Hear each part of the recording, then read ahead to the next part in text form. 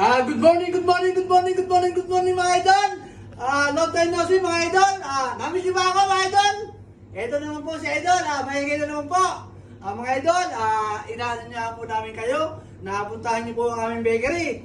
Ito po, ang aming pinagmamalaking walang iba kundi ang nag-iisa lang po dito kay Kuya Bib. Ito po, ang aming malunggay pandesal. Yan po, kaluluto lang po niya kanina po. Mainit-init pa po mga idol. Puntahan niyo po ang aming malunggay pandesal. At talaga po napaka-healthy po nito mga idol.